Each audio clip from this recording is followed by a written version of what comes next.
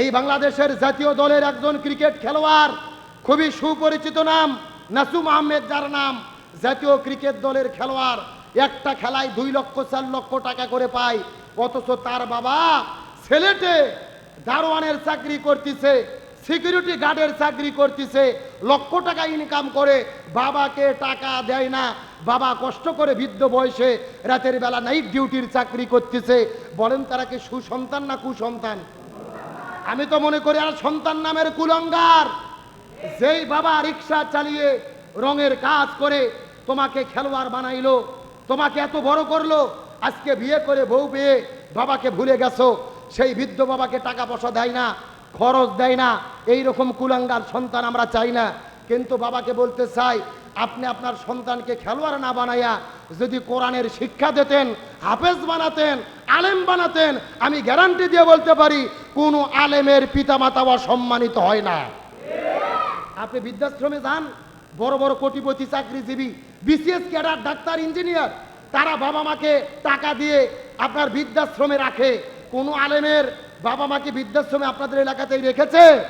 রাখে না। এই জন্য বলতে চাই, আপনার ছেলেদের ডাক্তার, ইঞ্জিনিয়ার, খেলোয়াড় যা বানান বানান, আগে সর্বপ্রথম কোরআনের জ্ঞান তাদেরকে দিতে হবে।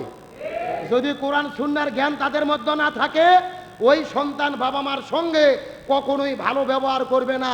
বিয়ের পরে বাবাকে বলবে বুড়ো আর মাকে বলবে বুড়ি, আর শ্বশুর হবে আব্বা আর শাশুড়ি হবে আম্মা। এরকম ডিজিটাল যুবক আছে না নাই? কথা বলতে এগুলো বেটা না পাঁঠা? কথা কয় না বাঙালি রে। সারা জীবন বাবা মার জন্য এত কিছু, বিয়ের পরে বাবা মার দাম দাও না। যারা পিতা মাতার সঙ্গে খারাপ ব্যবহার করবে, এদের ইবাদত বন্দেগী আল্লাহর দরবারে কবুল হবে না। পিতা মাতা যদি কষ্ট পেয়ে শব্দ করে, জান্নাম ছাড়া কিছু ঠিকানা হতে পারে না। সুতরাং বাংলাদেশের আগামী নির্বাচনে সব তন্ত্র মন্ত্রকে জুতো এবং ঝাঁটাপিটা করে বের করে দিয়ে কোরআন সংসদে ঢুকাইয়া কোরআন দিয়ে বাংলাদেশ চলুক, এটাকে আপনারা চান? কারা কারা চান? দুটি হাত আল্লাহকে তুলে দেখান। হাত নামান। যে তাকবীর আপনারা দিলেন, স্বৈরাচার আবার ভারতের থেকে বাংলাদেশে আসবে। দেখে মাঝখান থেকে একজন ভারতের তাকবীর দাম তো দেখি।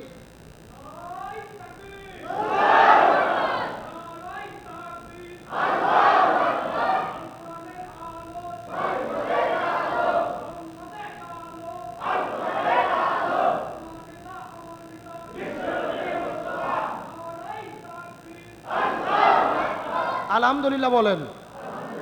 যাকে এতক্ষণে বোঝা গেল যে উজগ্রামে কিছু একটা হচ্ছে, ও আজকে আর মিনিট 5 করবো না মোনাজাত করব? চলবে? কারা কারা চলবে না হাত তোলেন। হ্যাঁ, এইবার বোঝা গেছে যে খিচুড়ি খাওয়ার টাইম হয়েছে। চলবে? মিনিট 10 চলবে? কষ্ট করে একটু হাত তোলেন তো সবাই, দেখি কারা কারা চলবে। হাত তোলেন তো দেখি। হ্যাঁ, হাত উঠান। হাত একটু নাড়াচাড়া করেন তো, ঘুম ছাড়ুক। আলহামদুলিল্লাহ, লিল্লাহি তাকবীর। আসেন তাহলে আমি আপনাদের যে কথা বলতে চাচ্ছিলাম, আমার নবী বিদায় হজের দিনে বলেছিলেন, তারাকতু ফীকুম আমরাইন লান তাদিল্লু মা তামাসসাকতুম বিহিমা কিতাবাল্লাহি ওয়া সুন্নাতা রাসূলি। আমি তোমাদের জন্য 2টা জিনিস রেখে যাচ্ছি, একটা হলো কোরআন, 2 নম্বর হলো সুন্নাহ। এই 2টা জিনিস যদি তোমরা আঁকড়ে ধরতে পারো, তাহলেই শান্তি পাবা, নতবা শান্তি পাওয়া সম্ভব। আপনার ছেলেকে সব শিক্ষা দিয়েছেন, কোরআন শিক্ষা দিতে পারেননি, আপনি সবচাইতে মূর্খ পিতামাতা। আপনার পরিবারে কখনোই শান্তি আসবে না। এই বাংলাদেশের জাতীয় দলের একজন ক্রিকেট খেলোয়াড়, খুবই সুপরিচিত নাম নাসুম আহমেদ, যার নাম জাতীয় ক্রিকেট দলের খেলোয়াড়। একটা খেলায় 2 লক্ষ 4 লক্ষ টাকা করে পায়, অথচ তার বাবা সিলেটে দারোয়ানের চাকরি করতেছে, সিকিউরিটি গার্ডের চাকরি করতেছে, লক্ষ টাকা ইনকাম করে বাবাকে টাকা দেয় না। বাবা কষ্ট করে বৃদ্ধ বয়সে রাতের বেলা নাইট ডিউটির চাকরি করতেছে। বলেন তারা কি সুসন্তান না কুসন্তান? আমি তো মনে করি আর সন্তান নামের কুলঙ্গার। যেই বাবা রিক্সা চালিয়ে রঙের কাজ করে তোমাকে খেলোয়াড় বানাইলো, তোমাকে এত বড় করলো, আজকে বিয়ে করে বউ পেয়ে বাবাকে ভুলে গেছো। সেই বৃদ্ধ বাবাকে টাকা পয়সা দেয় না, খরচ দেয় না। এই রকম কুলাঙ্গার সন্তান আমরা চাই না। কিন্তু বাবাকে বলতে চাই, আপনি আপনার সন্তানকে খেলোয়াড় না বানাইয়া যদি কোরআনের শিক্ষা দিতেন, হাফেজ বানাতেন, আলেম বানাতেন, আমি গ্যারান্টি দিয়ে বলতে পারি কোনো আলেমের পিতামাতা অসম্মানিত হয় না। আপনি বৃদ্ধাশ্রমে যান, বড় বড় কোটিপতি চাকরিজীবী, বিসিএস ক্যাডার, ডাক্তার, ইঞ্জিনিয়ার, তারা বাবা মাকে টাকা দিয়ে আপনার বৃদ্ধাশ্রমে রাখে। কোনো আলেমের বাবা মাকে বৃদ্ধাশ্রমে আপনাদের এলাকাতেই রেখেছে? রাখে না। এই জন্য বলতে চাই, আপনার ছেলেদের ডাক্তার, ইঞ্জিনিয়ার, খেলোয়াড় যা বানান বানান, আগে সর্বপ্রথম কোরআনের জ্ঞান তাদেরকে দিতে হবে। যদি কোরআন সুন্নাহর জ্ঞান তাদের মধ্যে না থাকে, ওই সন্তান বাবা মার সঙ্গে কখনোই ভালো ব্যবহার করবে না। বিয়ের পরে বাবাকে বলবে বুড়ো আর মাকে বলবে বুড়ি, আর শ্বশুর হবে আব্বা আর শাশুড়ি হবে আম্মা। এরকম ডিজিটাল যুবক আছে না নাই? কথা কমতে এগুলো বেটা না পাঁঠা? কথা কয় না বাঙালি রে। সারা জীবন বাবা মার জন্য এত কিছু, বিয়ের পরে বাবা মার দাম দাও না। যারা পিতা মাতার সঙ্গে খারাপ ব্যবহার করবে, এদের ইবাদত বন্দেগী আল্লাহর দরবারে কবুল হবে না। পিতা মাতা যদি কষ্ট পেয়ে শব্দ করে, জাহান্নাম ছাড়া কিছু ঠিকানা হতে পারে না। এই জন্য আমরা বলতে চাই, পিতা মাতার সঙ্গে আমরা ভালো ব্যবহার করব, সদাচরণ করব। আর পিতা মাতারও দায়িত্ব হলো ভালো ব্যবহার যদি নিতে চাই, ছোট্টবেলায় সন্তানদের মাদ্রাসায় দেন, কোরআন হাদিসের শিক্ষা দেন, তাহলেই ভালো ব্যবহার আশা করতে পারেন। তেঁতুলের গাছ লাগাইয়া যেই রকম আম পাওয়া যায় না, ছেলে মেয়েদেরকে ডিজিটাল শিক্ষা দিয়ে ভালো ব্যবহার আশা করা যায় না। এই জায়গায় পরিষ্কার হতে হবে। সুতরাং আমরা এই সমস্ত নাসুম আহমেদ জাতীয় দলের ক্রিকেট খেলোয়াড়কে বলতে চাই, তুমি যদি সুনামের সঙ্গে খেলতে চাও, পিতামাতার অধিকার দাও, তাদের সঙ্গে ভালো ব্যবহার করো, নতুবা এও জগতে লাঞ্ছিত হবে, পরকালে অপমানিত করবে কে? আল্লাহ। আসেন আলোচনা করতেছিলাম, রসুলের জীবনকে ফরজ করেছেন মেনে চলা কে? বলেছিলাম কারণ কয়টা? ভুলে গেছেন আপনারা? রসুলের জীবন মানা ফরজ তিনটা কারণে, তার মধ্যে একটা কারণ এতক্ষণ পর্যন্ত বলছি, রসুল হলেন লাকাদ কানা লাকুম ফি রাসূলিল্লাহি উসওয়াতুন হাসানা, রসুলের মধ্যে শ্রেষ্ঠ আদর্শ। আর দুইটা কারণ যদি 4 মিনিটে বলি কষ্ট পাবেন? আমার বন্ধুগণ, মুসলমান ভাইরা গভীর মনোযোগ লক্ষ্য করুন। আল্লাহ নবীর জীবনকে মেনে চলাকে ফরজ করা বাধ্যতামূলক করে দিলেন। প্রথম নাম্বার কারণ হলেন নবী হলেন শ্রেষ্ঠ আদর্শ। আর 2 নম্বর কারণ সম্পর্কে আল্লাহ তাআলা কোরআনের মধ্যে বলেন, ওয়া ইন্নাকা লাআলা খুলুকিন আযীম। সূরা কলম 29 নম্বর পারা 3 নম্বর পৃষ্ঠার 12 নম্বর লাইন 4 নম্বর আয়াতে কারিমা আল্লাহ তাআলা কত চমৎকার করে বলেন, আমি নবীর জীবনকে মেনে চলা তোমাদের জন্য বাধ্যতামূলক করেছি। এর পেছনে 2 নম্বর কারণ হলো, আমি আল্লাহ নবীর জীবনের ভেতরে শ্রেষ্ঠ চরিত্র দান করেছি, যেমন চরিত্র এই পৃথিবীতে আর কাউকে দান করা হয়। নবীজির স্ত্রী আম্মা জান আয়েশা সিদ্দিকা রাদিয়াল্লাহু তাআলা আনহা, এর কাছে যাওয়ার পরে কিছু সাহাবীরা জিজ্ঞেস করে বলেন, আম্মা জান আয়েশা সিদ্দিকা, আপনি একটু দয়া করে বলেন তো নবীজির চরিত্রটা কেমন ছিল, আমরা একটু জানতে চাই। আম্মা জান আয়েশা সিদ্দিকা বলে, এ নবীর সাহাবীরা, তোমরা কি কোরআন পড়ো নাই? সাহাবীরা বলে, হ্যাঁ আমরা কোরআন পড়েছি। আম্মা জান আয়েশা সিদ্দিকা বলে, তাহলে জেনে নাও, পবিত্র কোরআন ছিল যেমন, আমার নবীজির চরিত্রটা ছিল তেমন। এই তো নবীজির জীবনকে মানা আল্লাহ তাআলা ফরজ করে দিয়েছেন। 2 নম্বর কারণ, নবীজি হলেন শ্রেষ্ঠ চরিত্রের অধিকারী। আর 3 নম্বর কারণ সম্পর্কে আল্লাহ তাআলা কোরআনের মধ্যে বলেন, ওয়ামা আরসালনাকা ইল্লা রাহমাতাল লিল আলামিন। সূরা আম্বিয়া 13 নম্বর পারার 16 নম্বর পৃষ্ঠার 3 নম্বর লাইন 107 নম্বর আয়াতে কারিমা।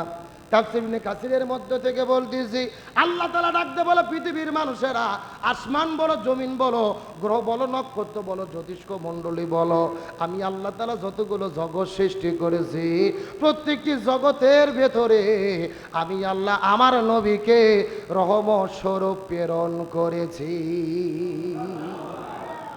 আমার নবীজিকে আল্লাহ তাআলা কেমন রহমত করে জমিনের মধ্যে প্রেরণ করলেন, একটা দৃষ্টান্ত দেওয়ার পর আলোচনাটা শেষ করে দেব। গভীর মনোযোগ, কোনো দিকে তাকাতাকি নাই, কোনো দিকে কোনো মনোযোগ দেওয়ার চেষ্টা করবেন না।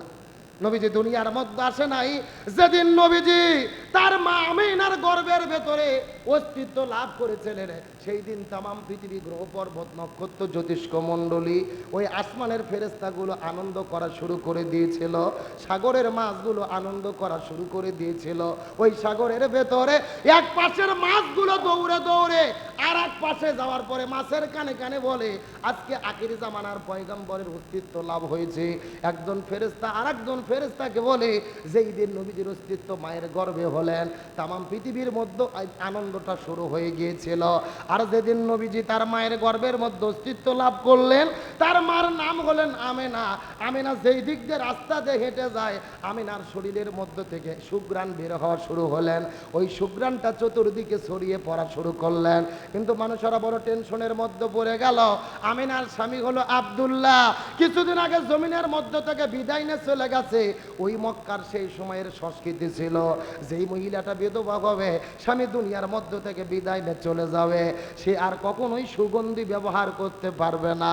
এলাকার মানুষেরা কানে কানে বলা বলে শুরু করলেন যে এই যে আমেনা, এত একটা বিধবা মহিলা, তার স্বামী বিদায় নিয়ে চলে গেছে, অথচ শরীরের মধ্য থেকে কেন সুঘ্রাণ বের হয়? তাও যেন তেন কোনো সুঘ্রাণ নয়, যেমন সুঘ্রাণ মক্কা মদিনার কোনো দোকানে খুঁজে পাওয়া যায় না। আমার বন্ধুগণ, মুসলমান ভাইরা, গভীর মনোযোগ লক্ষ্য করুন। রসুলের দাদার নাম হলেন হযরত আব্দুল মুত্তালিব। আব্দুল মুত্তালিবের কাছে খবর চলে গেলেন, আপনি তো এলাকার মধ্যে সর্দারগিরি করেন, আপনি তো বড় একজন নেতা মানুষ, কিন্তু আপনার পুত্রবধূ কেন সুঘ্রাণ ব্যবহার করে জবাব দিতে হবে। আব্দুল মুত্তালিব স্ত্রীকে সঙ্গে করে নিয়ে আমিনার কাছে যাওয়ার পরে ডাক দে বলে, আমিনা, এলাকার মানুষেরা বলা বলি শুরু করে দিলেন, তোমার শরীরের মধ্য থেকে কেন সুঘ্রাণ বের হয় বলো তো দেখি। আমিনা ডাক দে বলে, বাবা, মিথ্যা কথা বলবো না, আমার শরীরের মধ্য থেকে তো সুঘ্রাণ বের হয় না। সুঘ্রাণ বের হয় তার কারণ হলো, আমার গর্ভের ভেতরে কয়েকদিন আগে এমন একটা সন্তানের অস্তিত্ব লাভ করেছে। এই সন্তান অস্তিত্ব লাভ করার পরে এমন ঘটনা ঘটেছে। এই কথা বলার পরে আমেনা আস্তে করে মুখ থেকে থুতু নিক্ষেপ করলেন। ওই থুতুটা পড়ার সঙ্গে সঙ্গে পুরো ঘরের ভেতরে সুঘ্রাণটা ছড়িয়ে যাওয়া শুরু করে দিলেন। আমেনা ডাক দিয়ে বলে, বাবা, আমার শরীরের কোনো সুঘ্রাণ নয়, এই সুঘ্রাণ হলো আমার পেটে অবস্থিত আমার নবাগত সন্তানে। এই জায়গার মধ্যে শ্রেষ্ঠ এটা মুসলমান, গভীর মনোযোগ। নবী কেমন রহমত ছিল, শেষ একটা মেসেজ আপনাদের দিতে চাই। আমি না ডাকতে বলে, বাবা, আমি মিথ্যা কথা বলবো না, যেই দিন আমার পেটের মধ্যে সন্তান অস্তিত্ব লাভ করেছে, সঙ্গে সঙ্গে লক্ষ্য করে দেখি আমার ঘরের ভেতরে ঘরের দরজা জানালা আমাকে সালাম বলা শুরু করে দিয়েছে, ঘরের বাড়িকোনাগুলো আমাকে সালাম দেওয়া শুরু করে দিয়েছে। আমি যখন ঘর থেকে বেরে হয়েছি, যখন জমিনের মধ্যে যাওয়া শুরু করে দেই, ওই সূর্যের আলো আমার শরীরের মধ্যে পড়তে পারে না। একটা মেঘমালা আসার পরে আমার মাথার ওপরে ছায়া দিতে থাকে, সূর্যের আলো শরীরের মধ্যে পড়তে দেয় না। বাবা, এই জায়গার মধ্যেই শেষ নয়, আমি যখন কূপের মধ্যে পানি উঠানোর জন্য চলে যাই, ওই কূপের কাছে যাওয়ার পরে লক্ষ্য করে দেখি ওই কূপের পানিগুলো নিচ থেকে বের হয়ে এমনিতেই আমার কাছে চলে আসে। কূপের পানির জবান খুলে গেছে। আমাকে ডাকতে বলে, আমি না, কি দরকার ছিল? কষ্ট করে কূপের কাছে আসার দরকার নাই, আপনার পেটের মধ্যে দো জাহানের বাদশা এসেছে, আপনি যদি হুকুম করেন আমরা কূপের পানি আপনার ঘরের দরজায় চলে যেতে চাই। লিল্লাহি তাকবীর। রসুল এখনো পৃথিবীতে আসে নাই, মায়ের গর্ভের মধ্যে অস্তিত্ব লাভ করেছে। এ পৃথিবীর আসমান জমিন গ্রহ পর্বত নক্ষত্র রসুলের মা আমেনাকে সম্মান করা শুরু করে দিয়েছে। সেই নবীজির কত মর্যাদা, সেই নবীজির কত দাম। ওই নবীর আদর্শ যদি আমরা মেনে না চলি, আমাদের বিপদ আছে না নাই? ওই নবীজিকে আল্লাহ তাআলা পৃথিবীতে সর্দার করে, নেতা করে প্রেরণ করে দিয়েছে। কিন্তু বাংলাদেশে যারা এই নবীর আদর্শ বাস্তবায়ন করতে চায়, এদের বিপদ আছে না নাই? আপনি যা খুশি তাই করেন, সমস্যা নাই, নবীর নামে